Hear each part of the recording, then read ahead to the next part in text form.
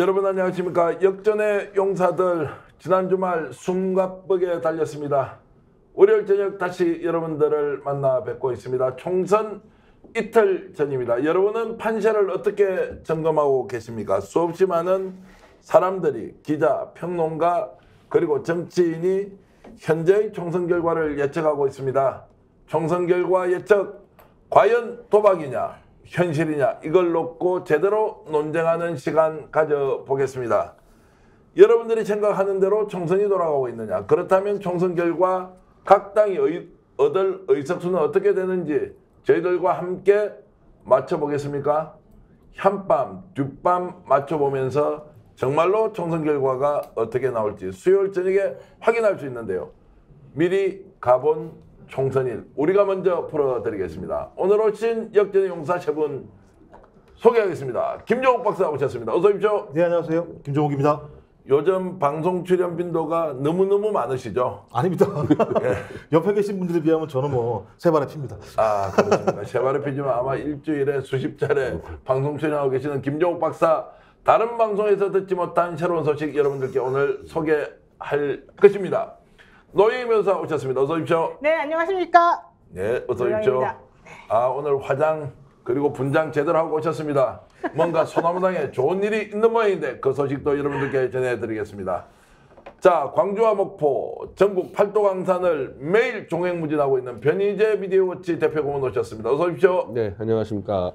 참고로 역전 용사들은 역대 최초로, 역사상 최초로 방송 출연자 두 사람이 동시에 국회의원 후보가 되어 있는 최초 방송이라는 점, 방송 만들기 전에는 저는 몰랐습니다. 방송을 만들고 난 뒤에 소나무당 비례대표 1번, 2번 후보가 되셨는데 참 특이한 경험 이번 총선에서 하고 있습니다. 여러분은 어떻습니까? 자, 오늘 역전의 용사들 도발적인 질문으로 시작하겠습니다. 오늘 아침 대한민국 대다수 언론이 적게는 30곳, 많게는 50곳에 초박빙 승부가 진행되고 있다. 결과 도저히 예측할 수 없다. 과연 그것이 진실인지 아닌지 오늘 파헤쳐 드리겠습니다. 김종 박사께 먼저 질문을 드리겠습니다. 자, 초접전 지역 50군데, 30군데, 그러면 이 30에서 50군데 정도 되는 데는 전혀 결과를 예측 못한다 이렇게 볼 수 있습니까? 제가 볼 땐 이렇게 얘기하면 아무것도 모른다는 얘기가 똑같은 상황이기 때문에 대체적으로 구조적으로 나와 있죠. 선거라고 얘기하는 게 그냥 이번만 딱 벌어지는 게 아니기 때문에 과거부터 계속 진행돼 왔던 선거 결과를 보면 대체적으로 구조화되고, 제가 볼 때 박빙 지역이라고 얘기하면 저는 한 20, 30곳 정도, 그러니까 한강벨트 일부, 그다음에 금강벨트 일부, 낙동벨트 일부 정도가 지금 초박빙 상황인 것 같고요. 나머지는 저는 뭐 큰 문제가 없으면 예정대로 진행되는 상황이기 때문에 어떤 형태로든지 그 각 정당이나 특히 국민의힘 같이 지는 정당에서는 더 많은 지지자들을 갖다가 투표로 동원하기 위해서는 박빙 지역이 많다고 얘기하는 수밖에 없는 거죠. 그래야 사람들이 나올 테니까. 하지만 제가 볼 때는 이렇게 얘기할 수 있을 만큼 국민의힘 쪽이 한게 없다. 한게 없다. 한게 없는데 표를 얻으려고 하는 건 좀 문제가 있다는 생각이 들기 때문에 저는 지금 상황은 초박빙 지역은 그렇게 많지 않다. 초박빙 지역이 많지 않다. 초박빙 지역도 사실상 결정이 났을 수 있다. 그런데 언론은 왜 이렇게 초박빙 지역이 많다라고 보도하느냐. 대체로 보수 언론이 이런 보도를 하면 표를 결집시키고 보수가 총동원되어야 되는 것인데, 그러면은 좀 더 긴장감을 높이기 위해서 치고 있다 이렇게 해야 되는데 왜 이렇게 보수 언론이 무책임하게 실제로는 결판이 나 있는데 이런 방식으로 모르겠다는 방식으로 이렇게 보도를 하죠? 아니, 그 일반적으로 박빙 지역이라고 하면 뭐 3% 차 이하를 박빙 지역이라고 그러는데요. 실제 그럴 수도 있어요. 그러니까 지난 4년 전 총선 때 거의 180대 한 100 정도로 큰 차이가 났지만은 그때도 정당 득표율 차이는 7%밖에 차이 안 났고 박빙 지역 3% 이하대가 아마 3, 40군데 있었거든요. 네. 그러니까 지금도 있을 수 있죠, 3, 40군데. 근데 그게 3, 4% 차이 나는 것 같고 한 수도권에서만 한 5, 60석 차이가 나기 때문에 결과는 어마어마하다는 겁니다. 이 득표 차이에 비해서. 이게 소선구제의 이 특징이죠. 그래서 지난 총선 때와 비교해 버리면은 여전히 정말 수도권에서 그때가 아마 100대 뭐 한 16 이랬다는 제가 그 기억나고 있는데요. 지금 그 예를 들면 100대 16이라 그러면은 박빙 지역이 많다 그래도 이 결과는 엄청난 거죠. 자, 박빙 지역이 많다고 하는 것을 좀 더 깊이 들여다보면 그 박빙이라는 것이 누구에게 유리한 박빙이냐. 박빙 우체, 박빙 열차 이런 게 있습니다. 노영희 변호사 보실 때는 실제 수도권에서 박빙 지역이 존재하느냐 안 하느냐. 자, 한다면 과거에 민주당이 유리했던 지역이 국민의힘이 표를 뺏어가는 것이냐, 아니면 국민의힘이 유리했던 지역에 민주당이 표를 뺏어가는 것이냐, 이렇게 좀 더 따져보면 그 박빙의 내용을 확인할 수 있는 거 아닙니까? 저는 사실은 박빙이라고 애써 말하는 게 아닌가 생각이 들어요. 왜냐하면 그 선방심의위원회에서 그렇게 안 말하면은 니네 다 징계야, 이런 식으로 지금 사실은 협박을 하고 있는 분위기인 것이고, 되게 그 언론 탄압이 심해요. 그래서 오차범위 내에 있는 그런 결과가 나온 곳에 대해서는 전부 다 박빙이라고 말하지 않으면 막 고소고발 들어가는 지금 분위기라고 하더라고요. 그래서 조심스럽게 말하지 않으면 큰일 나는 분위기입니다. 그러니까 이런 분위기에서 말 한마디 잘못하면은 방송국 자체가 막 어떤 문제를 일으킬지 모른다는 스스로의 자기 검열이 너무 심해서 결과론적으로는 박빙이라고 말할 수밖에 없는 거고요. 이런 상황이라고 한다면 우리가 알아서 판단할 수밖에 없는 구조인 것 같고요. 어쨌든 지금 상황에서는 민주당이 뭐 꼭 우세다라고 사실은 말할 수는 없습니다만은, 그럼에도 불구하고 어느 정도 구도는 결판이 나 있다고 봐요. 다만 고개를 쳐들면 큰일 나죠. 그렇기 때문에 누구라도 자신 있게 그렇게 건방지게 말하면 절대 안 되니까, 지금 우리는 좀이라도 건방지면 안 되고 스스로 겸손하게 정말 열심히 이 상황을 조금 타개하기 위해서 스스로 밭을 갈면서 열심히 노력해야 된다. 그러면서 스스로를 좀 더 열심히 단련시켜야 된다. 이런 말씀 드리고 싶습니다. 자, 김정욱 박사, 지난 금요일 날 끝판 토론에 출연해서 함께 방송하면서, 자, 총선 격차 생각보다 많이 벌어지고 있다. 100석 밑으로 떨어질 수 있다 없다. 자, 그러고 나서 지금 한 3, 4일 정도 지났습니다. 네. 그 사이에 이런 그 흐름들이 어느 정당에 좀 더 유리한 쪽으로 가고 있습니까? 비슷합니까? 아니면 좀 더 어느 특정 정당으로 좀 기울고 있습니까? 일단 기본적으로 말씀하신 50개 정도가 스윙한다는 얘기는 선거상 제가 볼 때 말이 안 된다고 보는 거예요. 예. 50개가 스윙이 된다라고 얘기하는 건 선거를 알 수 없다라고 얘기하는 게 딱 맞아요, 정확히 얘기하면. 근데 지금 얘기가 나오는 게, 예를 들면 투표장 박빙이라는 구도가 나오게 되면 투표장에 사람들이 안 나오겠죠, 한쪽 쪽이. 그렇지 않겠습니까? 박빙이 많다라고 얘기하는 상황이고 한쪽 정당이 좀 유의미하게 승리한다고 그러면 국민의힘 지지층 같은 경우 나오지 않겠죠. 그럼 당연히 초박빙이 많다고 얘기할 수밖에 없는 건데, 이 레토릭을 하면서 소위 한동훈이든 아니면 국민의힘에 있는 다수한 의원들이 뭐라고 얘기합니까? 개헌선이 무너집니다라고 선을 설명을 하고 있어요. 이게 말이 됩니까? 앞뒤가 안 맞잖아요. 초박빙이 50곳인데 나와서 예를 들면 개헌선이 무너집니다, 이거 지켜주십시오라고 얘기하는 건 어떤 형태로든 자기의 데이터 자체가 상당히 예를 들면 문제가 있다라고, 안 좋은 상황이라고 하는 것들을 반증하는 거라고 저는 생각이 들기 때문에 상황 자체의 구조가 지금 오히려 변동되지 않고 있다고 보는 게 맞다는 생각이 들고요. 네. 그러니까 확 휘어버리게 되면 좋겠는데, 말씀하신 것처럼 100석 이하로 내려갔으면 좋겠다, 국민의힘이. 이런 예를 들면 범야권 지지층들의 요구 분명히 있겠죠. 근데 그만큼 확 휘어지는 현상이 보이나, 이걸 잘 모르겠어요. 하지만 제가 볼 때 100석 언제에서 왔다 갔다 하는 것 같아요. 지금 국민의힘이 그 지역구랑 그다음에 여기 비례까지 합치게 되는 상황이면, 전 그렇다면 말씀하신 것처럼 본투표장에서 얼마만큼 정권 심판에 목마른 분들이 더 많이 나올 것이냐, 그다음에 아니면 정반대로 위기감을 느껴서 저희 초박빙 지역의 보수층들이 결집할 거냐, 이걸 봐야 되겠습니다만 그 폭이 좀 크지 않을 거라고 보는 거죠. 자, 보세요. 네네. 제가 지금 계산해 볼게요. 네. 지금 300석이잖아요. 예. 그중에 비례가 46이에요. 네. 그거 빼고 나면은 254잖아요. 지역구죠. 지역구가 254 중에서 초박빙이 50이라는 거예요. 네. 그럼 이거 빼고 나면은 254에서 50개 빼고 나면 204잖아요. 예. 그러면 204 중에서 양당이 그러면 나눠 가진다는 거잖아요. 예. 자, 50개가 초박빙이고 204가 그러면은 누구에게 유리하다는 얘기예요.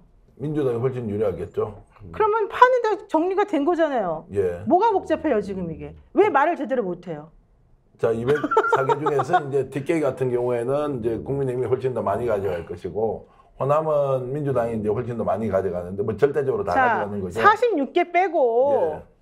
46개 중에도 지금 보세요. 조국혁신당하고 민주연합하고가 지금 섞여 있는데, 지금 이렇게 되면 비례가 훨씬 더 이 진보 쪽이 훨씬 많잖아요. 예. 자, 여기만 보더라도 벌써 지금 진보 쪽이 훨씬 더 강하잖아요. 자, 초박빙이라고 씁시다. 초박빙이라고 하는 거는 반반이라는 얘기잖아요. 이게 25개라고 칩시다. 자, 나머지 204개 지금 이거 가지고 지금 싸운다는 건데 그럼 누가 보더라도 지금 결론이 나 있는 상태잖아요. 네. 말을 못하게 하잖아요. 지금 그런데. 말을 못하게 한다. 말을 못하는 거지만 결론은 나와 있는 거예요. 저도 말을 못해요. 제가 이제 구체적으로 말씀드리면 저도 고발당하기 때문에 우리 말 못해요. 들었던 이야기 여권 쪽에서 지난 주말에 사전투표 이후에 대체로 이 결과가 어떻게 될 것이냐 100석 이하로 떨어졌다라고 보고를 했다는 설이 있습니다. 그런데 그것이 진위 여부는 모르겠습니다. 저도 평론 수준에서 말씀을 드리는데 사실상 이번 총선 결과가 어떻게 될지 알 수 있다, 알고 있다. 그런데 제가 이제 세 분께 질문을 좀 드리겠습니다. 사전투표율이 31.28%를 기록했는데 그러면 양당 모두 이제 표의 결집을 지켜야 되지 않습니까? 그러면 국민의힘 쪽 질문 드려보겠습니다. 지금 현재 돌아가는 상황을 보면 국민의힘 보수층이 표의 결집을 할 수 있다 없다 좀 불편하지 않으시면 지금 편말 한번 들어주십시오. 자, 편말 요거 제가 OX로 자, 예, 국민의힘이 지금 표의 결집을 민주당보다 더 할 수 있다. 왜냐하면 좀 쫓기고 있는 위치지 않습니까? 그러면 민주당보다 더 표의 결집을 해야 하는데 남아있는 이틀 동안 국민의힘 쪽에서 보수 정치 세력이 표의 결집을 민주당보다 더 할 수 있다 없다에 대해서 OX 한번 들어주십시오. 할 수 있다가 옵니까? 예, 할 수 있다, 할 수 없다. 예. 자, 그러면 이제 세 분 중에 한 분은 표의 결집을 할 수 있다, 두 분은 표의 결집이 어렵다고 했습니다. 잠깐 내려주시고요. 자, 김종욱 박사는 보수가 표의 결집을 한다 이렇게 이제 보시는 거네요. 예. 아니, 그러니까 대체적으로 그렇습니다. 진짜 사전투표 같은 경우는 범진보 진영의 유권자들이 많이 나오는 것이 지금까지 통계적으로 나타났던 측면이 있는 것이고 본투표 같은 경우는 지금 뭐 대구도 아시겠습니다만 대구가 지금 거의 맨 하위 아니겠습니까? 이쪽 지역 같은 게 본투표에 많이 나오겠죠. 근데 그런 격차라고 얘기하는 것 자체가 지금 얘기하고 있는 초박빙 지역이라고 얘기하는 건 서울, 경기, 인천일 겁니다. 아마 수도권일 겁니다. 주로 낙동강 벨트 아니면. 네. 그럼 서울, 경기, 인천이 121개 정도인데 제가 여론사를 쭉 훑어봤어요. 근데 제가 볼 때 50개 정도가 안 돼요. 거기가. 제가 볼 때 뭐 대체적으로 한 10여 개 정도가 좀 초박빙 또는 박빙의 수준이기 때문에 이쪽 지역 같은 경우 보수가 결집한다고 하더라도 저는 그 상쇄하는 효과가 분명히 있기 때문에 교수가 상당히 결집하겠습니다만 그 결집 효과가 박빙 지역에서 나타나지 않을 거라고 저는 보는 거죠.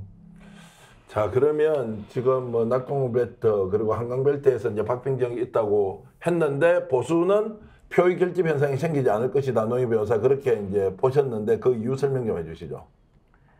제가 얘기 듣기로는 조금 포기 상태다. 예. 왜냐면은 나경원 의원하고 권성동 의원이 우리가 잘못했습니다. 죄송합니다. 이런 말을 할 정도란 말이죠. 그분들은 사선 오선한 엄청나게 오래된 구력이 있는 분들이고 이 선거에 대한 감이 있으신 분들이거든요. 그런 분들이 납작 엎드리고 큰절을 먼저 하고 지금 이런 상황이라고 한다면은 이게 분위기 되게 안 좋다라고 지금 생각을 하신다는 얘기인 것이고요. 그리고 현실적으로 이런 것들을 뒤집어 엎을 만한 어떤 동력이나 동인 같은 것들이 사실은 지금 좀 없어 보인다는 겁니다. 그리고 뭔가 지금 되돌리기에는 좀 힘들어 보이고 보수가 결집하기 위해서는 현실적으로 TK나 절대적으로 그분들이 움직이게 할 만한 뭔가 동력이 필요한데 장해찬이나 도태우 같은 분들이 공천이 취소됐음에도 불구하고 당당하게 나가잖아요. 그 얘기는 무슨 얘기예요? 공천 취소를 안 받아들인다는 얘기거든요. 한동훈 비대위원장이 아무리 얘기를 해도 이 국민의힘 지도부에서 아무리 얘기를 해도 그 얘기가 안 먹힌다는 얘기거든요. 그 얘기는 현실적으로 윗선 얘기 따로 밑에 얘기 따로 다 그냥 서로 난장판이라는 얘기밖에 안 돼서 저는 이거는 더 이상은 이제 먹히지 않는다 이런 얘기 같아요. 변 대표는 어떻게 보세요? 오늘 사전 투표율이 원래 전남이 제일 높고 대구가 원래 제일 낮은데 전남이 이번에 40한 2%로 지난 총선 때보다 한 7%가 올라갔는데 대구는 그대로입니다. 지난 총선으로. 네. 그러니까 이 정권 심판 쪽에서 더 많이 나와버린 거죠. 원래 보수가 이제 뭉친다 그러면 대구가 지난해 지난 총선 때 25%면요. 거기다 30%가 나왔어야 하는데 안 나왔다는 것은 보수가 뭉치는데 한계를 보였다는 건데 저는 보수 결집에서 역시 최대 이 문제가 의사들과 그 범보수 네트워크가 지금 빠져 있다는 거죠. 그게 의사들 자체는 250만 표라 그러는데 그 의사들의 행동을 지지하는 것까지 합치면 한 300만 표 이상이 빠져버린 거예요. 그러면 윤석열 트린 진영이 더 나왔는데 보수는 오히려 표가 마이너스 돼버렸다. 그러면 네. 심각한 상황인 거죠. 자, 그러면 이제 이틀 동안 이것이 결집이 생길 거냐 말 것이냐, 아니면 이야기대로 자포자기 상태로 그냥 아니 결집을 하긴 하는데 예. 예, 의사와 그 의사를 지지. 대표적으로 지금 조갑재 대표가 전혀 지지 안 해주고 있어요. 조갑재 대표가 이번 기회에 윤석열 심판해야 된다. 왜냐하면 의사 쪽에서 있단 말이에요. 이런 사람들이 워낙 많다 보니까 결집을 아무리 해도 지난 선거들만큼 결집이 안 되는 거죠. 논설위원 출신의 한 유명한 이제 유튜버이면서 언론인도 보수는 망했다 이렇게 페이스북에 딱 위에 박아버렸더라고요. 자, 이것이 그러면은 결집으로 이어질 것이냐 말 것이냐. 여기서 이제 중요한 것은 보수가 결집을 하지 않고 진보의 결집과 투표장으로 향하는 숫자가 적어지면 지금 현재 박빙 상태에 있는 승부는 또 어떻게 되느냐. 이걸로 이제 자연스럽게 질문을 던져야 하지 않습니까? 차이가 예상보다 더 벌어질 수 있는 게 결집을 지금 시도하는 이제 범 자유통일 세력들, 예. 저 정광훈 세력들도 한동훈을 심판하자는 구호를 내고 있어요. 예.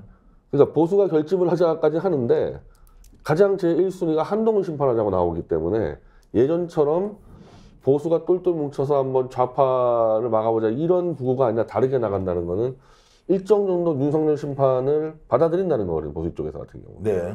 특히 아까 말씀 의사 같은 경우는 지금 아예 윤석열 트린 쪽으로 가고 있어서 예전에 보여주던 막판에 정말 선거 마지막에 막 보수가 뭉쳐가지고 따라오는 그게 굉장히 이제 힘이 약화된 상태죠. 자, 보수 쪽에서 결집을 하지 않고 또는 할 수 없는 상황 때문에 투표장으로 몰려가지 않는다. 그러면 김종욱 박사 진보 쪽은 이런 상황에서 야, 그러면 선거 거의 끝났으니까 우리도 투표장 안 가도 되겠다.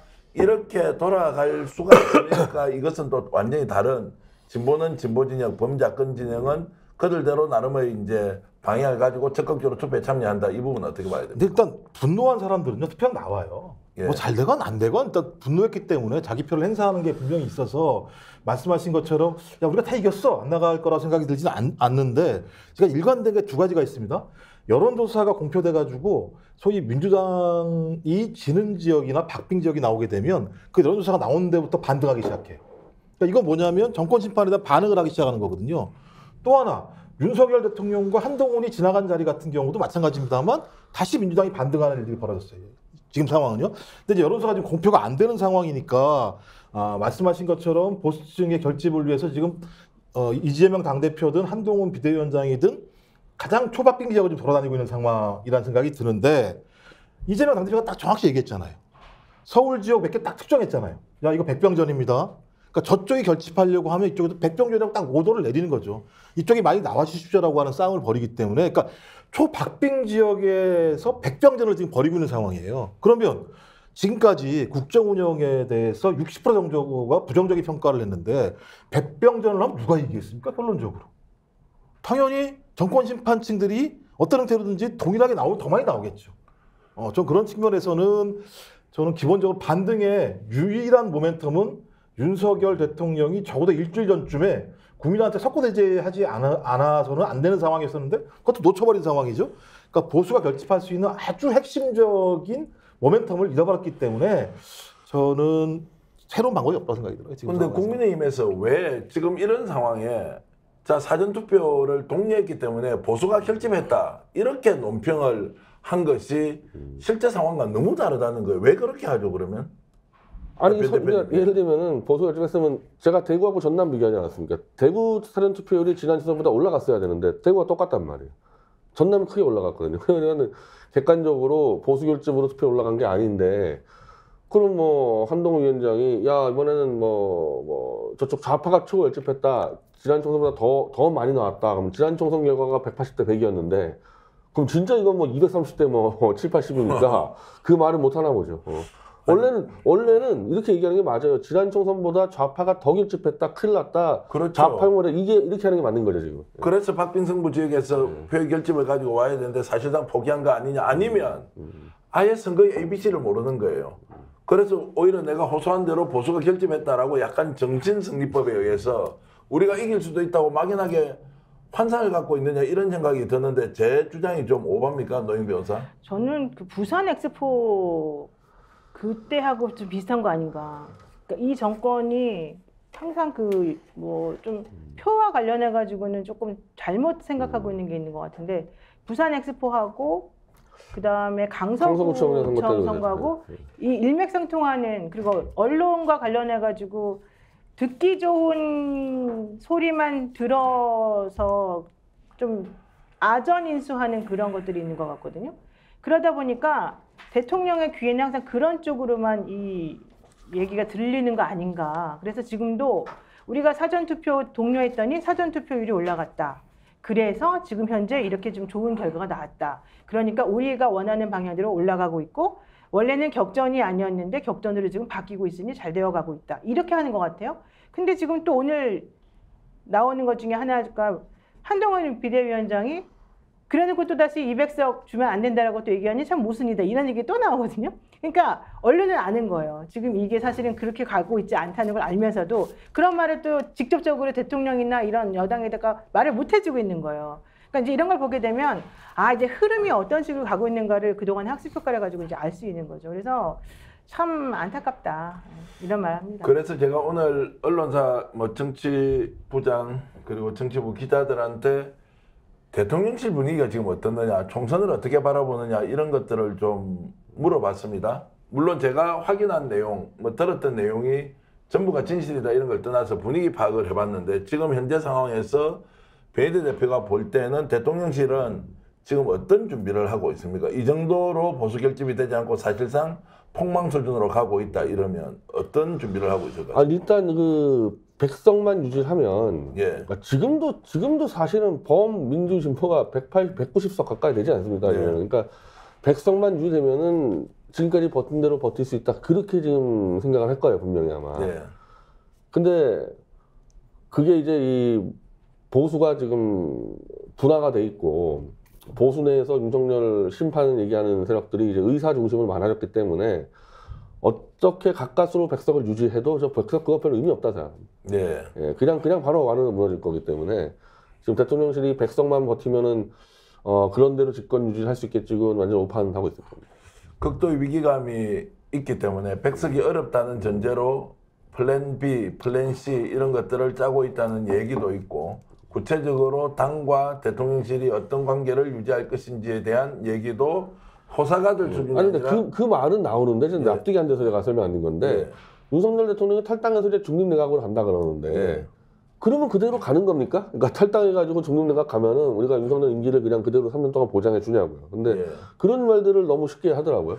근데 오늘 또 나온 여론조사 중에 하나가 이거는 이제 총선하고 관계가 없으니까 여론조사가 공표가 된 것 같은데 대통령 지지율이 올랐다는 여론조사가 하나가 나왔어요.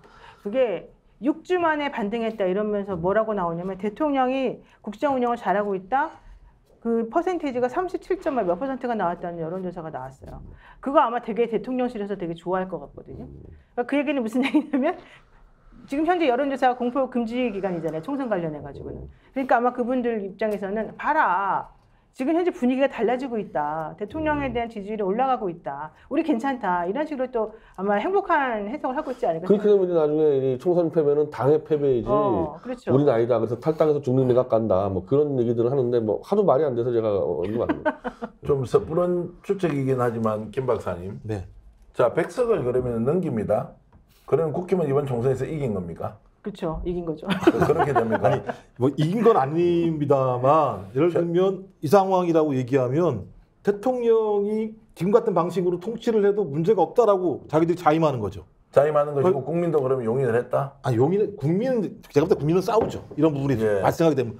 하지만 윤석열 대통령 입장에서야 백석이 넘으면 자기가 거부권을 행사할 수 있는 거니까 자기 방식대로 통치할 수 있는 거고 자기는 그만큼의 다양한 예를 들면 공권력이나 정보력을 가지고 있기 때문에 그런 방식을 통해서 아마 내전 상황에 돌입할 수 있다는 생각이 들어요. 내전이라는 얘기는 이제 전쟁한다는 얘기가 아니라 어떤 형태로든지 민주당에 있는 뭐 예를 들면 당선된 사람들 같은 거 다 탈탈 털고 캐비넷하고 이런 방식을 통해서 사정 정국을 만드는 방식을 통해서 자기가 통치력을 갖다가 확보하려고 하는 측면들이 꽤 많다는 생각이 드는데 근데 그럼에도 불구하고 저는 만약에 100한 2, 3석 정도밖에 안 되는 상황이라면 저는 보수 자체가 제가 볼 때 분열될 거라고 생각이 들거든요. 그냥 말씀하신 것처럼 김대중 주필이 뭐라고 얘기했습니까? 총선에서 패배하면 패배 기준도 얘기 안 해요. 실제적으로는 패배하면 하야해야 된다라고 얘기한 통치력을 이미 상실했으니까라고 얘기했고 나경원 뭐 이런 의원 후보들 같은 경우도 마찬가지입니다만 개헌선이 무너지게 되면 탄핵을 할 수밖에 없다라는 얘기들을 자기 입으로 하고 있는 상황이잖아요. 저 그렇다면 적어도 90석 중반에서 100석 그러니까 100에서 100한 5석 정도가 되게 되면 이거 완벽히 탄핵 국면으로 가게 되는 것이고 국민들 입장에서는 하야든 탄핵이든 아니면 국정 방향을 바꾸는 방향이든 직접적으로 윤석열 정부에 대해서 목덜미를 줘야 된다는 생각을 할 거라는 좀 봐요. 저 그렇다면은 윤석열 대통령이 지금 생각하는 방식과는 전혀 다른 방식으로 돌아갈 수밖에 없는 상황이고 전 야권도 이런 상황에서 싸울 수밖에 없는 측면들로 갈 수밖에 없어서 자기 딴에는 100석이면 버틸 수 있다고 생각할지 모르겠습니다만 공기가 다를 거라 생각이 들어요. 자, 이런 이제 지적도 있긴 하지만 노영희 변호사, 제가 들었던 이야기는 실제로 100석이 되지 않더라도 대통령이 탈당하거나 물러설 이유가 전혀 없다. 왜 내가 물러서느냐. 심판은 심판일 뿐이고 임기는 보장돼 있고 국정운영의 책임은 본인이 다 지는 것인데 이런 마음으로 절대 물러서지 않고 그대로 진격하겠다 이런 얘기도 있습니다. 아니 그게 말이 안 되는 거죠. 그럼 국회의원들은 바보니까 가만히 있지 않죠. 왜냐하면 지금 벌써 김건희 특검 기다리고 있죠. 그다음에 이채 양명주 계속 관련해가지고 지금 우리들이 공격할 수 있는 건들이 지금 되게 많이 기다리고 있죠. 이종섭 특검 지금 기다리고 있죠. 그리고 대통령이 권력 남용한 게 되게 많기 때문에 현실적으로 그분들이 그냥 계속 가만히 앉아서 버틸 수 있는 건들이 없어요. 그리고 민주당도 더 이상 지금까지처럼 그냥 답답하게 가만히 있지 않을 것 같아요. 제가 봤을 때는. 왜냐하면 그동안 그렇게 했기 때문에 수많은 제3지대들이 태어나고 있는 거거든요. 그래서 만약에 그럼에도 불구하고 이번에도 또 이렇게 많이 몰아줬는데도 불구하고 가만히 있다. 그리고 또 타협한다. 그러면은 국민들이 정말 이제는 가만히 더 이상 있지 않을 것 같고요. 이렇게 되면은 정말로 이 국민들이 본기억이 일어날 수밖에 없는 구조가 돼요. 그래서 저희 소나무당 같은 경우에도 그러면 안 된다라고 계속 지금 저희가 주장하고 나서는 거거든요. 그래서 만약에 대통령이 그런 아니라는 생각을 가지고 있다 그러면은 이건 진짜 큰일 납니다. 그래서 이번에 조국혁신당도 마찬가지고 김건희를 뭐 법정에 세우겠다라는 얘기를 오늘 그래서 나오고 있는 거잖아요. 제가 봤을 때 그냥 그렇게 단순하게 생각할 건 아니고 만약에 이런 식이라고 한다면 국민의힘 내부에서 먼저 들고 일어날 가능성이 커요. 자, 그럴 가능성이 있다고 전망은 하지만 뭐 제가 듣는 이야기 중에 하나는 물론 이것은 이제 언론사 정치 분야의 예측이긴 하지만 사정정국 두 번째 선거사범에 대한 대대적인 수사를 통해서 확실하게 수사권, 검찰권을 가지고 제압을 하면 이게 이제 범법의 문제가 딱 나오면 자기 뜻대로 안 될 수 있다는 거예요. 아니 그게 검사들이 여러분들이 맨날 그러니까 그동안 이제 학습도 물론 했겠지만 검사님들이 그렇게까지 지금 쓰러져가는 이 권력에 계속 기대지 않는다니까요. 자, 어떻게 보십니까? 노영희 변호사는 그렇게 할 수 없다고 보는 것 같은데. 아니 그냥 버티는 건 불가능하고요. 아까 제가 말씀드린 대로 중립내각 선포하고 탈당해서 그 체제로 버텨보려고 그러겠죠 아마. 그래서 실제로 박근혜 같은 경우는 탈당하기 직전에 중립내각을 얘기했었거든요. 그래서 실제 김병준 씨를 총리까지 임명했다가 안 됐기 때문에 아마 그걸로 버틸 수 있다고 계산을 하고 있는 것 같아요. 어찌됐든 그런 우려가 나오고 있더라는 거 말씀드리고 지금 많은 분들이 댓글로 글을 올려주고 계시고요. 무려 4,200분이 이미 들어와 계십니다. 정말 대단한 분들입니다. 여러분들이 주신 의견, 콩야님, 또 김기동님, 레니님, 그리고 위티스님, 강동우님, 생차미님, 안개님, 자 홍익세사님 감사합니다. 고은빛님도요. 여울목님 고맙습니다. 지금 4,200분이 들어와 있는데 좋아요는 지금 현재 1,000분이 들어와 있습니다. 혹시 이 방송 보시면서 좋아요 누르지 않고 하고 계신 분이 있으면 지금 바로 좋아요 누르고 방송 계속 시청해 주시면 이렇게 좋은 방송 여러분들과 함께 볼 많은 유튜버 애청자들이 들어오시게 됩니다. 지금 노희 변호사도 노희TV 지금 틀어놓고 계시죠? 네, 저희 지대모회님께서 노 후보님 보다 전투적으로 보다 자신 있게 밀어붙이세요. 10석 이상도 가능하듯이 말씀을 하셔야죠. 소나무당 당원들은 모두가 일당백으로 움직이는 걸로 아는데 아쉬움이 남습니다. 이렇게 말씀하셨는데 제가 우리 10명 다 들어갈 수 있으니까 저희들에게 힘을 몰아주시면 열심히 한번 해보겠습니다. 네. 제가 오늘 들었던 이야기 중에 하나가 한동훈 비대위원장이 이번 총선 끝나면 어떤 선택을 할 것이냐. 지난번까지는 최근까지는 당대표에 대한 생각이 있었는데 지금은 당대표 생각 버리고 아예 당을 떠나야 되겠다. 이런 생각을 하고 있다. 이유는 뭐냐? 결국 이번 총선 결과에 책임을 질 수밖에 없는 거 아니냐. 그 얘기를 들으니까 굉장히 맥이 많이 빠져 있구나. 의지가 없구나. 그리고 마지막 이틀 동안도 뭔가 뒤집기를 시도하거나 이런 것이 없는 상황에서 총선이 사실상 끝이 났다. 그런데 언론 보도는 아직도 모른다. 초박빙 상태다. 그리고 결과 누구도 예측할 수 없다. 이렇게 정반대의 상황이 계속 연출되고 있는데 한동훈 비대위원장 이번 총선 끝나면 어떻게 할 것 같아요? 저는 미국이나 어디로 간다고 봐요. 이제 당연히 200석 근처에 가게 되고 아까 말씀드린 보수가 분화된 게 더 위험하거든요, 사실은. 그러면은 언제 어떤 특검이 통과될 줄 모르는 상태고 특히 소나무당 들어가면은 한동훈 태블릿 조작 특검은 막 무조건 들어갈 거니까 당연히 도망간다 보기 때문에 저는 제가 요즘에는 거의 현장 유세에 가서 그런데 우리 당에서라도 한동훈 출국 금지를 법무부에 넣어놔야 되지 않나. 총선 전에. 총선 전에 넣어놔야 한다. 네, 내일 정도 출국 금지하라고 한동훈 도망갈 게 뻔하니까 그런 정도 넣어놔야 될 정도로 한동훈은 아마 도주 우려가지고 너무 명확한 상태죠. 예. 김 박사님, 지금 전체적으로 총선 이후 상황까지 이제 가버리니까 댓글로 올려주시는 분이 이렇게 안이하게 볼 수 있느냐 이렇게 볼 수도 있는데 제가 지금 판단하는 것이 좀 오판이다 아니면 지금 뭔가 착각하고 있다 이렇게 볼 수 있습니까? 아니면 실제로 전의를 완전히 상실한 상태에서 보수가 이틀 뒤에 총선일을 맞이할 것이다. 솔직하게 한번 얘기해 주시죠. 어떤 느낌입니까? 한동훈 비대위원장한테 선택권이 있나요? 저 선택권이 없다고 생각하는 상황인 거예요. 선거에 패배했습니다. 선거에 패배하면 누가 책임을 져야 돼요. 대통령이 책임 안 질 거예요. 대통령 당연히 한동훈의 책임으로 전가할 거예요. 국민의힘도 마찬가지입니다. 국민의힘에 있는 의원들이 책임지려고 하겠어요? 한동훈의 잘못이라고 얘기하는 거겠죠.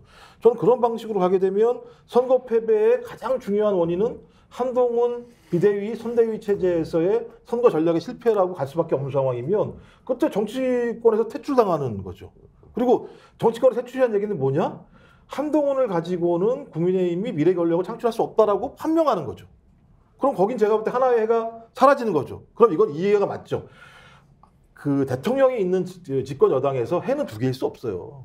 그냥 5년 동안 윤석열이어야 되는 거예요. 4년 한 6개월 정도가 지나면 모르겠습니다만 좀 그런 상황이기 때문에 이참에 제가 볼 때는 윤석열 대통령도 한동훈 날리고 국민의힘도 날리고 그래서 선거 책임 한쪽 묻게 할 수밖에 없다는 생각이 들고 이렇게 하면서 사정 드라이브를 걸려고 하겠죠. 근데 사정 드라이브도 왜 힘드냐면 사정 드라이브를 걸면 제일 큰 힘이 뭐냐면 겁먹고 싸움을 안 해야 되는 거예요. 실제로는. 근데 의원직 박탈당하는데 적어도 2년은 걸려요. 이래저래 하게 되면. 바로가 아닌 이상은. 그러니까 2년 동안 특검법 통과시켜서 아주 중대한 법률 위반이 발생하게 되면 대통령 탄핵할 수 있는 상황이 벌어지게 되는 거거든요. 그러니까 싸움은 저 거기 있다고 생각하는 거예요. 얼마만큼 민주당을 비롯한 범진보 진영이 소위 이채 양명주로 제기되는 대통령의 위법 행위의 중대성들을 빠른 시일 내에 밝혀서 이런 정권을 가지고는 통치행위를 할 수 없다는 사실을 빨리 밝힐 수 있을 것인가 없을 것인가. 저는 이게 가장 중요한 부분이기 때문에 아까 말씀하신 그 소나무당이 들어가면 하겠다라고 말씀하신 것처럼 소나무당만 해야 되는 게 아니고요. 범진보 진영에는 모든 정당들은 이걸 해야 돼요. 이걸 해서 저도 이렇게 위법행위를 저지른 어떤 대통령이 통치를 더하지 않게 하는 하나의 중요한 어떤 사례들을 만들어내야 되는 것이지 안 그렇게 되면 시간을 끌게 되면 누가 유리하겠습니까? 국민들이 정권 신방까지는 다 해주는데 민주당이 맏형이 되어서 이런 부분을 주도적으로 잘 끌고 갈 수 있느냐. 이제 민주당 당원이시죠? 네네. 예, 당 대표로서 한번 이야기 한번 해보죠. 이기는 당 대표는 대표가 이재명 당 대표가 아니고 네. 당을 대표하는 위치에서 이번에 민주당은 그러면 거대 야당으로 맏형 그러나 200석은 되지 않는다. 이 상황에서 민주당이 주도적으로 끌고 갈 수 있느냐 그 싸움을. 그러니까 계속 얘기하는 게 그런 측면이 있는 겁니다. 그러니까 탄핵이란 말을 계속하면 안 된다. 역풍이 분다 이런 얘기들이 분명히 있어요. 그리고 민주당 내부에서도 그런 바람들이 분명히 있습니다. 좀 그럼 좋습니다. 그렇다고 치자고요. 그럼 하나는 거죠. 우리가 계속적으로 제기했던 대통령의 범법행위 자체가 대통령의 거부권으로 밝혀지지 않은 거잖아요. 그럼 우리 그냥 민주당가 밝히면 된다고 얘기야. 우리가 밝혀야겠다. 어떻게 밝히느냐? 특검법을 통해서 밝히겠다. 특별법을 통해서 밝히겠다. 근데 우리는 아주 빠른 시일 내에 해야겠다. 왜? 2년 동안 못했으니까 2년 동안 기다린 거 아니냐 국민들이. 이제라도 하겠다. 가장 빠른 시일 내에 하겠다라고 얘기하면 되는 것이고 소나무당이든 아니면 조국혁신당이든 이런 당에서는 무슨 소리냐. 탄핵해야지 빨리. 이렇게 얘기를 하겠죠. 이 조합 속에서 좋다. 우리가 바로 조사를 했는데 수사를 했는데 진짜 중대한 법률 위반이 나오게 되면 무조건 우리 탄핵 들어간다라고 얘기하면 선언하면 되는 거예요. 지난 총선과 지난번 21대 민주당과 확실히 다른 민주당으로 얼굴색이 바뀐다. 요거 믿어도 됩니까? 아니 2년 동안 의혹 얻어먹었던 거 아닙니까? 예. 그 많은 의석 가지고 뭐 했어라는 어떤 비판을 당하면서 60%의 정권 심판 여론에도 불구하고 정당 지지율은 예를 들면 갤럽 기준으로는 비슷하게 됐다는 상황 자체가 민주당을 아주 곤혹스럽게 했던 측면이 분명히 있거든요. 그렇다면 지금 상황에서는 민심과 여론이 요구하는 방식에 맞게 저는 그것을 해냈을 때 민주당에 대한 지지율이 올라가는 거라고 보기 때문에 전 당연히 해야 될 그러니까 몫이죠. 이게 이번에 사실은 범야권 200석이라고 하는 게 국민들이 민주당에게 한 번 더 기회를 준 거라고 봐요. 지난번에 정권에 대해서 불만을 가지고 정권이, 그러니까 이 윤 대통령이 정말 못한다고 생각하는 사람들이 60%가 항상 계속 넘어왔었잖아요. 근데 민주당 아까 좀 전에 김종욱 박사 말한 것처럼 민주당에 대한 지지율은 계속해서 40% 미만이었단 말이에요. 그 얘기는 무슨 얘기냐면 이 정권이 참 싫기도 하지만 민주당이 참 못하고 있다라고 하는 얘기였단 말이죠. 그럼에도 불구하고 이번에 200석 만들어주겠다는 얘기예요. 왜? 180석 가지고 니네 안 된다는 거 우리가 깨달았어. 그러니까 한번 우리가 더 만들어줘 볼 테니까 한 번 더 해봐. 이거였단 말이죠. 근데 그렇게 만들어줬는데도 불구하고 민주당이 나서가지고 못한다 그러면 얘네는 구제불능이야 이렇게밖에 생각을 못 하잖아요. 근데 민주당이 바보도 아니고 좀 있으면 대선이 있는데 그걸 계속해서 그래 우리 못할게. 우리 계속해서 발목 잡힐게. 이렇게 할 리는 없는 거예요.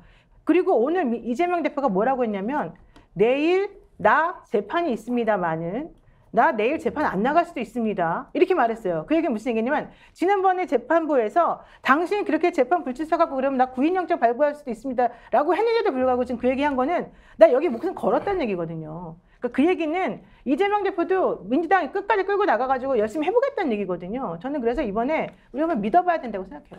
자, 민주당을 믿어보자. 이것은 이제 노희 변호사 의견으로 보고 제가 파악하고 있는 지금 민심의 흐름 중에 중요한 것이 민주당을 믿어서는 안 되니까 조국 혁신당도 가고 소나무당도 가고 여러 정당이 들어가야 된다.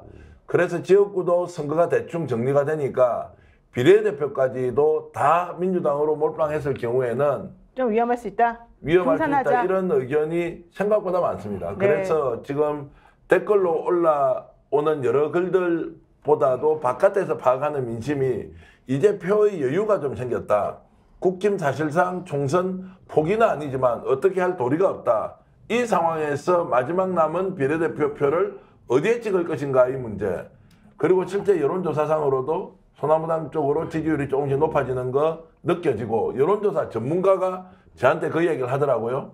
소나무당 좀 무시했는데 생각보다 세게 갈 것 같다. 그러면서 정확하게 예측하는 분은 2석에서 3석 정도를 내다보고 있더라고요. 비례대표 이런 부분들은 현장에서 선거운동하면 좀 느낍니까? 저희는 사실은 이 여론조사가 너무 늦게 창당해서 제대로 잡힌 게 별로 없는데, 그러니까 1.9까지 잡힌 게 공개가 됐었고 내부적으로는 약간 더 높은 게 있지만은 현장에서 체감하는 거랑 너무 차이가 많이 난다 여론조사하고. 그래서 저희는 오히려 빅데이터를 참고하면요. 네. 빅데이터는 제가 현장에서 느낀 거랑 거의 비슷하게끔 나오고 있어요. 그러니까 예를 들면 빅데이터 기준으로 하면은 저희가 이 조국혁신당의 한 3분의 1 정도 따라가고 있거든요. 네. 그리고 그걸 이제 이 민주당 지지하고 비교해 보면은 대충 소나무당이 여론조사 기준으로 하면 4에서 한 6% 나오고 있구나. 네. 그러니까 빅데이터가 나오는 거니까 마저 떨어지고 제가 현장 나가 보면은 그 정도 지지는 충분히 느껴지거든요. 그래서 그리고 이제 그게 이제 또 하나는 우리가 늦게 창당한 부분도 있고 처음부터 민주당으로 갈 표가 하나 올인했을 때 이 사람들이 친대 축구하면 큰일 난다 싶어가지고 조국신당으로 확 옮겨왔는데 최근 조국신당이 일주일 동안에 개헌을 얘기하지 않나면 이상한 얘기를 하니까 야 이것도 좀 불안하다. 차라리 아예 대놓고 1년 안에 쫓아내겠다는 소나무당 가볼까? 이렇게 흩어지는 것도 분명히 있는 것 같고 그리고 애초에 민주당과 조국신당은 공략을 하지 못하는 젊은 보수표하고 이 정통 보수표까지 들어오니까 그래서 그런 것들 모아보면요 여론조사보다 훨씬 더 제대로 나올 것 같은 느낌이 듭니다. 제가 분석하기로는 민주당은 지역구에서 생각보다 선전하고 오히려 압승할 가능성이 있다. 그리고 조국혁신당은 폭발적으로 인기를 끌었는데 어느 순간 비례정당으로 1위를 하고 있다. 더불어민주연합보다도 높고 국민의힘과 비교하더라도 1등 할 수도 있겠는데 라면서 올라갈 만큼 올라가 있는 상황. 이제 이때 유권자들이 누구를 찍는 것이 정권심판의 효력을, 효능감을 더 높일 것이냐라고 하는 생각이 반영되어서 지금 소나무당 쪽으로 옮겨가는 것은 아니냐. 그리고 광주 서갑에 지금 옥중 출마하고 있는 송영길 대표도 표차 또는 지금 현재 내부 여론조사상으로는 좀 더 격차가 줄어들고 있다. 그리고 목포에 있는 최대집 후보도 생각보다 선전하고 있다. 뭐 이런 이야기들이 제가 소나무당 쪽이 아니라 여론조사 전문가로부터 들었던 것이어서 여러분들께 공유를 해드리고요. 이것이 소나무당에 대한 일방적 지지 아니냐? 그렇다고 여러분들이 제 말을 듣겠습니까? 그거보다는 오히려 흐름을 막판에 읽을 때는 이런 점들을 참고할 필요가 있다. 이렇게 하면서 민주당 출신인 제가 김종욱 박사께 이런 저희 분석을 어떻게 생각하시는지 좀 여쭤보겠습니다. 일단 기본적으로 맨 처음에 민주당이 이제 몰빵론이라는 걸 얘기했었지 않습니까? 그러니까 지역구도 예를 들면 뭐 비례대표 해달라고 얘기했었는데 국민의 마음을 그냥 몰빵이라는 단어 하나로 해결할 수 있는 게 아닌 거죠. 그러니까 국민들 같은 경우 두 표를 가지고 있기 때문에 두 표 속에서 정권을 심판하고도 싶고 또 예를 들면 새로운 바람들을 집어넣고 싶고 이런 요구들이 분명히 있기 때문에 거기에 맞게 적절하게 좀 배합을 하는 상황이었고 저는 민주당도 그런 흐름들을 좀 받아 안아서 그런 얘기들을 지금 하고 있지 않은 상황이고 어떤 형태로든지 정권 심판에 대한 어떤 요구들이 많은 사람들이 투표장에 많이 나가서 지역 투표에 민주당에게 지지를 하게 되면 그 효과 자체가 전체 선거판에 등장하는 측면이 분명히 있기 때문에 뭐 예를 들면 조국혁신당이든 것이 소나무당이든 아니 뭐 녹색정의당이든 이런 문제와 관련해서 민주당이 굳이 내가 볼 때 고민하지 않아도 되는 좀 상황이 온 것 같다. 근데 문제는 그러면 국민들이 어떤 마음일까 이런 거죠. 좀 그렇다면 그것에 대한 국민적인 지지를 얻기 위해서는 얼마만큼 호소력 있는 메시지를 유권자에게 던지고 있는가, 특히 비례와 같은 부분과 관련해서 저는 하나의 중요한 계기라고 생각이 들었고 한동훈 비대위원장이 쓸데없이 얘기하는 뭐 골든크로스 이런 얘기를 하고 있던데 골든크로스를 잘 아는지 모르는지 잘 모르겠습니다만 제가 지금 봤을 때는 말씀하신 것처럼 조국혁신당 같은 경우도 마지막 뒷심은 좀 약간 약한 측면이 있는 것 같다.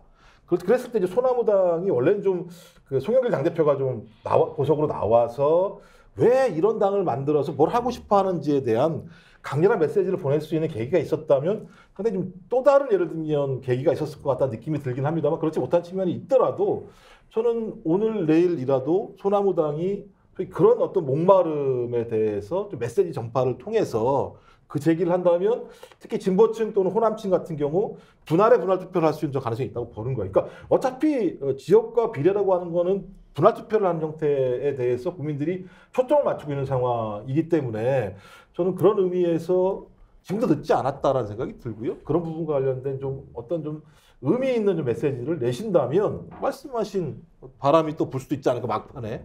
김종욱 박사처럼 말씀 들으면서 참 세상이 빨리 바뀐다. 일주일 전만 하더라도요. 소나무당 이야기하면 저 사람 왜 저래 생뚱맞게 받아들이는 사람 많았고요. 여기 나왔을 때 같이 했을 때 제가 무슨 소나무당 얘기하면은 되게 좀 티껍다는 듯이 얘기하시는 거 좀 있었지 않습니까? 아니 김 박사님은 아니었고요. 다른 분들이 왜 이러시죠? 잘 가자고 말씀을 드렸더니 갑자기 또 이 김 박사님에 대한 이야기 전혀 아니고요. 이제 네. 처음에는 그런 분위기가 있었는데 맞아요. 제가 이런 생각해봤습니다. 소나무당의 약진은 실제로 누가 도와줬느냐? 저는 윤석열 또는 국힘 또는 한동훈 비대위원장의 총선 전략 전술 실패 때문에 소나무당이 반사 이익을 얻었다고 생각을 하고요. 오히려 조국혁신당은 민주당으로는 제대로 싸움을 하지 못할 것 같다. 그러면서 연동형 비례대표 제도를 활용해서 정말로 혜성처럼 등장해서 단숨에 이제 비례정당 1위까지 올라갔던 것은 민주당과 보완제로서 충분히 조국혁신당이 역할을 할 수 있다. 이렇게 보기 때문에 특히 변희재 대표 같은 분이 보수 진영인데 여기 와서 선호행에 맞느냐 이런 것들도 좀 이상하다 이랬는데 이게 오히려 절묘하게 조화를 이루어가면서 보수표도 지금 끌어오는 효과 이렇게 가져가는 것 같습니다. 제가 놀란 건데 뭐 지국 비소라고 찍었다는 사람들이 쫙 올라왔어요. 그러니까 지역구는 국민의힘, 지역구는 국힘당을 찍고 비례 소나무당 찍었다는 얘기는 보수는 지키고 싶은데 윤석열을 빨리 제거하고 싶다는 거거든요. 그러니까 그런 보수층이 소나무당을 찍은 거죠. 예, 그런 분도 있고 지금 또 그 지역구는 아예 안 찍고 그 지무 비소. 지포 비소인데 이제 그게 저희 이제 미디어치 쪽 독자들이 주로 한 거고. 그러니까 지포 비소, 지무 비소, 지민 비소, 지국 비소. 그게 다 있어요. 저희 좌우가 다 모여 있는. 좌우가 모여가 있다. 그러면 이제 지금 현재 이런 추세로라면 노인묘사 생각할 때는 한 5%까지 기대도 된다? 저희 지금 사실은 비례 5석 정도는 사실은 좀 생각하고 있어요. 5석 정도 하려면 한 8% 정도까지 올라가야 된다는데 그 정도도 가능하다. 네. 솔직히 말하면 그런데 이제 많이 도와주셔야 되죠. 지금 여론조사 전문가 오늘 한 분 이제 말씀 들으니까 지금 소나무당 지지율이 오히려 녹색정의당보다 더 높아졌다 이런 이야기도 하던데요. 그거는 객관적으로도 원래부터 높았었고 이제 저희는 빅데이터에 강한 부분이 있는데 저희가 1.6% 나온 게 리얼미터에서 얼마 전에 나왔었던 게 있었는데 그때도 녹색정의당은 1.4% 나왔었어요. 그래서 녹색정의당 뭐 이제 전통적인 지지층이 있고 워낙 오래된 정당이기 때문에 또 지지하시는 분들이 당연히 있으리라고 생각합니다만 저희는 사실 정당 등록된 지 2주, 3주밖에 안 됐거든요.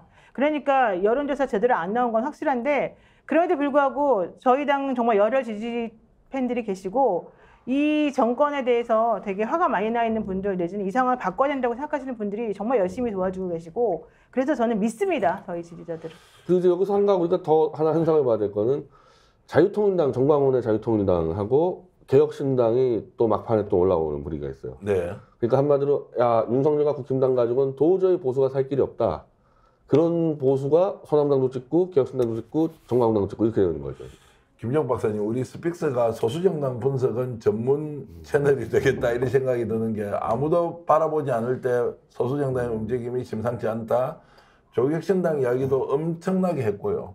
그리고 물론 이제 조국혁신당이 당연한 기결로 저런 국민적 이제 성원을 받고 있는데 소나무당도 얘기 아무도 하지 않을 때 소나무당도 눈여겨봐야 한다 이렇게 이제 말씀을 드렸는데 결국 그런 상황이 이제 벌어지니까 지금은 국회 입성은 확실하다. 과연 몇 명을 입성시킬 것이냐 이런 것들을 보면 격세지감이라는 말은 맞지 않지만 참 일주일 사이에 세상 많이 바뀌었다 이런 생각이 들고 있습니다. 그리고 변희재 대표 이야기한 대로 지금 자유통일당이나 보수 진영에서도 오히려 그쪽으로 표가 가고 있다. 이것도 일종의 동조화 현상으로 볼 수 있는 거 아닌가요? 그러니까 한마디로 국힘과 윤석열 체제가 무너지는 거죠. 네. 여기 예전에는 보수는 그냥 한 곳에만 막 찍어대면 버텼는데 네. 이걸로 안 되겠다고 생각하는 사람들이 흩어져서 자유통일당이나 개혁신당이나 선호당을 찍는 겁니다. 자, 정치 전문가로서 제가 이제 하나 질문 좀 드릴게요. 아니, 제가 좀 네. 평소에 갖고 있는 궁금증인데 실제로 지금 이틀 남았습니다. 투표일이. 누굴 찍을지 결정 못하고 있는 사람이 있습니까? 없습니까? 일부 있죠. 있습니까? 네, 일부 있습니다. 그러면 그분들 때문에 지금 초박빙 상태다 이렇게 보는 겁니까? 제가 볼 때 그건 예를 들면 저희가 데이터로 담아낼 수 없는 것들이거든요. 그러니까 예. 데이터로 담아낼 수 없는 것까지 담아내려고 하는 순간 제가 볼 때는 선거 전략에 실패를 많이 하는 경우들이 많아요. 그건 제가 맡겨야 되는 거죠. 민심에 맡겨야 되는 측면이 분명히 있는 건데 제가 이제 소나무당 일주일 전에 뭐라고 말씀드렸었냐면 어디에 가도 소나무당 가지고 20분 이상 얘기한 적이 없었다. 그래서 예, 참 얘기하기 어렵다. 이게 이렇게 얘기했던 거고 네. 제가 그때 말씀드렸던 게 뭐냐면 소나무당은 특징이 두 가지가 있다. 하나가 좌우 합작이다. 그렇기 때문에 다른 정당이 할 수 없는 사람들을 인입해낼 수 있다. 그래서 십시일반해야 된다. 이건 예를 들면 공정 메시지와 다른 방식의 십시일반이 필요하다라고 말씀을 드렸었고 또 하나가 야, 이 소나무당은 희한하게 조국혁신당보다도 더 예를 들면 야무지게 싸울 것 같다라는 이미지가 있다라는 거죠. 네. 그럼 이 야무지게 싸워야 되는데 가장 호소력이 강한 데가 어디냐? 예를 들면 이 정부에 엄청나게 기분 나빠하는 사람과 호남이라고 말씀드렸어요. 이게 여기서 표를 긁어 모아서 3%를 일단 넘겨야 된다. 근데 이제 문제는 이제 여론조사 공표 기간 때문에 이게 이제 시야에 들어오지 않은 시민들이 분명히 있는 건데 말씀하신 것처럼 그런 흐름들을 여론조사 전문가들이 지금 찾고 있다면 이런 데서 지금 표들이 지금 오고 있다는 생각이 분명히 들거든요. 네. 전 그렇다면 여기의 흐름들 자체에 제가 제가 소나무당이 아니기 때문에 어떻게 될지 모르겠습니다만 내일이든 모레든 이 문제와 관련해서 의미 있는 예를 든 메시지가 필요하다고 말씀을 드리는 거예요. 네. 왜냐하면 여전히 대한민국의 3% 배분 매우 높습니다. 누가 네. 뭐라고 얘기해도. 전 그러려면 마지막 끝까지 그걸 돌파하려고 노력을 한 정당들이 제가 볼 때 성공한 사례들이 많았었기 때문에 소나무당도 됐다라기보다는 아직까지도 그럼요. 모자라다라는 생각으로 그렇게 절박하게 다가가시면 말씀하신 것보다 더 좋은 성과를 낼 수 있고 그 좋은 성과들은 이후에 의정활동 속에서 참 저기는 참 다른데라고 하는 것들을 보여줄 수 있다는 생각이 들기 때문에 저는 이제 그런 말씀을 좀 일주일 전부터 드렸던 측면이 분명히 있고. 아니 일주일 전에도 소나무당이 갖고 있는 잠재력에 대해서는 충분히 이제 얘기를 했고 다만 이것을 어떻게 만들어낼 것인가에 대한 이제 질문을 던졌던 거 기억하고 있고요. 많은 분들이 지금 댓글로 소나무당 권윤지 후보까지 당선시켜야 한다. 권윤지 후보까지 당선시켜야 한다. 이런 글들이 계속 올라오고 있습니다. 권윤지 후보가 지금 비례 몇 번입니까? 5번입니다. 5번이죠. 그러려면 한 8% 정도 득표를 해야 하는데 거기까지도 한번 노려볼 수 있다. 특히 2030의 투표에 대해서 엄청 지금 신경을 쓰고 있고 개혁신당하고 저희가 아마 엄청난 지금 이 전쟁을 하고 있는 개혁신당하고 지금 가장 이제 이 많은 변화가 있는 게 개혁신당의 갈표를 저희가 먹고 있는 거기 때문에 그 여하에 따라서 좀 결정이 날 것 같습니다. 자, 이게 정말로 예측 못할 결론이 나올 것인지 아니면 지금 뭐 어제 제가 이제 평론가로부터 이 얘기를 한번 들었습니다. 솔직히 소나무는 아무것도 안 될 줄 알았대요. 그런데 약간 분위기가 이상하다 그러면서 소나무당 입성할 수 있겠는데 이 이야기를 다른 분한테도 들었는데 그래서 당신은 어떻게 이야기하느냐? 소나무당 이제 이야기 나오면 적극적으로 설명하고 있대요. 왜냐하면 정치평론가는 맞춰야 되니까. 너무 감사합니다. 네. 그렇게 하고 있다는 이야기가 소나무당에 대한 흐름들이 확실히 좀 바뀌고 있다. 그것은 아까 말씀드렸듯이 민주당으로서는 부족할 수 있다. 소나무당 한 명이 민주당 국회의원 여러 명 역할을 할 수 있다. 이런 것들이 반영된 것 아니냐라는 생각이 듭니다. 자, 그래서 지금 이틀 남았습니다. 김 박사님께 계속 질문드리겠습니다. 이틀 남았는데 지금 현재 판도가 비례대표 판도가 지금 바뀔 수 있습니까? 없습니까? 제가 볼 때는 비례대표는 바뀐다는 말씀하신 것처럼 뭐 소나무당이든 뭐 참 제가 별로 안 좋습니다. 자유통일당이든. 그러니까 지금 소수 정당들에게 예를 들면 지금 현 정치판에 실망을 하고 있는 사람들 중에서요. 이제 글로 이동하는 것들을 제외하고는 상당히 좀 구조화되어 있는 측면은 분명히 있는 것 같아요. 이제 뭐 핵심은 그거겠죠. 맨 처음에 조국혁신당이 좋았는데 좀 마음에 안 들어서 민주당으로 돌아오시는 분들이 계시거나 아니면 2030 등 현재 정치적 영역에 대해서 매우 실망한 혐오를 느꼈던 분들이 소위 소나무당이든 아니면 뭐 개혁신당이든 이동하는 표의 양상 전 두 가지를 제외하고는 저는 큰 틀에서 큰 변동 없을 거라는 생각이 들어요. 근데 대신 만약에 말씀하신 것처럼 그 양파 대파 문제 때문에 2030이 지금 난리가 나서 지금 그 정치적 효능감을 느끼고 있잖아요. 그러니까 투표로 안 되더라도 내가 대파 논쟁, 대파 싸움을 벌이면서 내가 이 정치판에 대해서 공격할 거야. 이런 사람들의 표심들을 이제 쓱 갖고 와야 되는 측면이 분명히 있는 거죠. 전 그렇다면 그 표심이 의외로 예를 들면 이동성이 커질 수 있다고 봐요. 그런 표심 자체가. 그래서 막판 변동 거기 있을 거라고 봐요. 이동성이 커지고 있다는 것은 저희들이 아마 또 유튜브에서 또는 언론을 지향하는 방송으로서 최초로 말씀드릴 겁니다. 이번 총선 막바지에 변수는 비례대표 국회의원 투표 경향일 텐데 표의 이동성이 상당히 높아지고 있다. 이것은 국민의힘으로부터 민주당으로부터 조국혁신당으로부터 소수 정당들의 약진은 결국 국민들이 선택하는 몫이지만 그런 흐름들을 좀 읽어야 한다. 맥크레마님께서는 종욱이형 평론은 전문적이야 이렇게 글을 주셨고요. 그리고 소나무당 적극적으로 알리자는 말씀도 다른 분들 해주셨는데 댓글 이렇게 주셔서 감사드리고요. 어찌됐든 막바지 투표 표심 저는 이렇게 봅니다. 지역구 국회의원들은 대체로 정리가 되었다. 그리고 숨어있는 표가 있다고 하지만 그것도 다 드러났다. 다만 그 표의 최종적인 결과를 모를 뿐이지 마음 바꿀 사람 거의 없다고 저는 봅니다. 다만 비례대표는 투표장으로 가면 누구를 찍을지 지역구보다는 훨씬 더 광범위하게 이동할 가능성이 있다. 그 결과가 또 어느 당에 유리할지는 여러분들의 선택, 여러분들의 판단에 달려있다 이 말씀 드리고요. 그러면요 여기서 질문 제가 한번 할게요. 정기환 평론가 워낙 정치평론 정통으로 오래 하셨으니까 저희 소나무당 비례 몇 석 할 것 같습니까? 너무나 이제 도발적인 질문을 하셨는데 저는 최소 3명으로 보겠습니다. 앞에 있는 노희 변호사나 변희 대표는 국회 입성하고요. 3번 손혜원 의원까지 입성할 수 있다고 보고요.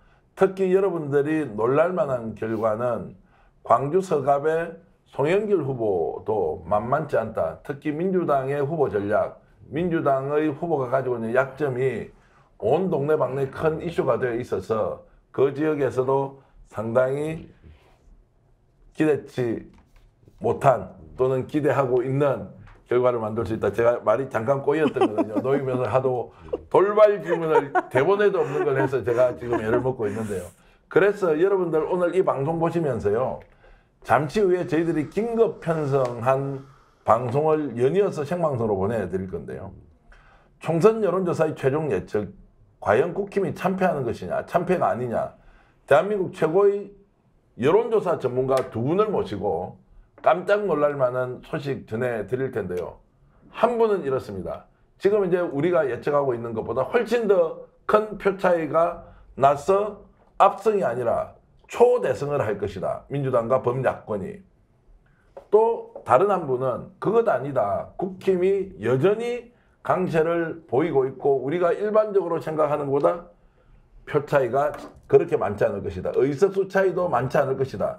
이렇게 해서 여론조사 전문가 김남기 박사님과 신성장 경제연구소의 최병천 소장을 모시고 긴급 편성 총선 여론조사 최종 예측 여러분들께 보여드릴 것이고요. 한 10분 정도 기다리면 이 방송 그대로 돌려놓으시면 정말로 따끈따끈한 결론, 그리고 저희들이 최초 공개하는 정보도 있습니다. 제가 요즘 최초 공개를 자주 하니까요. 야, 저 사람 사기꾼 다 됐다 이렇게 하는데 실제로 취재 열심히 하고 있습니다. 국힘 내부에서 내부 자료는 어떻게 돼 있으며 다른 기관도 어떻게 돼 있는지 하나하나 보면서 흐름을 여러분들께 읽어드리기 때문에 어그로에서 여러분들을 끌어들이기 위한 수단으로 방송을 하는 것은 아니다.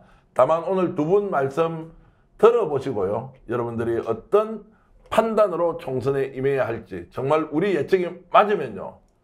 야, 스픽스 대단한 겁니다. 만약에 소나무당 쪽으로 표가 가고 자유통일당 쪽으로 표가 가고 개혁신당 쪽으로 표가 가는 상황이 온다? 이러면 저희들 방송 접고 여의도에서 돗자리 깔겠습니다. 그런 정도 이제 생각을 하고. 돈이 안 됩니다. 돈이 안 됩니까? 자, 이제 변희재 대표는 지금 이제 방송 끝나면 어디로 가십니까? 당사 갑니다. 당사 갑니까? 네. 아, 참 죄송합니다만 당사가 어디입니까? 여의도입니다. 아, 여의도. 저도 하도 오랜만에 가봐가지고. 당사는 여의도에 있고 노희 변호사도 지금 비례대표로 또 방송하러 가십니까? 네, 저도 같이 지금 움직일 예정이에요. 당사에. 네. 자, 이번에 개표 방송할 때는 그러면 당사에서 다 모여서 함께 보십니까? 어떻게 하십니까? 저희가 지금부터 사실은 30시간 같이 당에서 방송을 할 예정이긴 한데요. 아직은 좀 정해진 게 없습니다. 정해진 게 없다. 각계 전투하기로 했습니다. 송영길 대표, 이제 송영길 대표의 건강도 걱정이 많이 되는데 단식 투쟁하면서 어쨌든 7일간 옥중단식은 이제 FM대로 할 수밖에 없거든요. 예. 영양제 못 맞기 때문에 예. 좀 위험할 수가 있어서 내일은 중단을 해야 되는데 모르겠습니다. 계속 이어가고 있어가지고. 자, 그런 상황이 있어서 과연 이제 송영길 대표의 단식과 옥중 출마가 이번 소나무당의 총선 결과에 어떤 영향을 미칠지 여러분 이제 바라봐 주시고요. 자, 김종욱 박사님 요즘 얼굴이 좋습니다. 예? 제가요? 예, 제가 예, 방송용 멘트 하고 있는 겁니다. 예, 좋다고 하는 것은 여러 예측과 전망을 해주시는데 대체로 김종욱 박사의 예측치대로 결과가 돌아가는 거 보니까 야, 김종욱 박사 정말로 대단하시다. 대체로 다 맞추고 있어요. 그렇습니까? 그런데 김종욱 박사는 저도 모르는 거. 마지막 위험한 선택은 하지 않습니다. 의석수가 몇 석인지 끝까지 얘기하라고 해도 저는 계속 말씀드렸는데 아니에요. 몇 석이야라고만 얘기해주세요. 이야기했지 정확하게 몇 석이다 찍어서 하면은 제가 저도 이렇게 자꾸 이제 체킹을 하거든요. 네. 그러니까 저는 국민의힘 보니까 98에서 103? 그 네, 범위가 예. 없어야 국민들이 듣고 싶은 대답인데 아 이제 그건 제가 신의 경지고요. 왜냐하면 신의 경지입니다. 대중의 마음은 계속 변동되는 거기 때문에 그 변동까지 예를 들면 여론조사 데이터를 가지고 평가하려고 하는 건 신의 경지를 건드는 거기 때문에 그냥 그 폭에서만 얘기를 해야 되죠. 아니 그 저기 뭐죠? 무슨 조사죠? 그 출구조사 같은 경우도 다 예. 어디서부터 어디까지가 나오는데 저희 같은 사람이 어떻게 감히 거기다 나머지 숫자를- 해주세요 일단. 그 다음에 민주당, 민주당은 소나무당. 보니까는 네. 제가 이거 꺼놨는데 170석 정도 네. 내외인 것 같고요. 그다음에 조혁당. 조국혁 신당 같은 경우는 12에서 14 정도. 네. 그다음에 그 우리 소나무당. 민주당, 소나무당. 아, 표정 안 좋아요. 조심하시네. 저는 두 분까지 됐으면 좋겠습니다. 예, 두 분까지. 됐으면 좋겠다. 제가 오늘 아침에 최경영 기자가 진행한 정치본색에 출연해서 저는 제가 정치평론계를 떠난다는 조건으로 걸었습니다. 맞아요. 국민의힘이 95석 플러스 마이너스 1이다.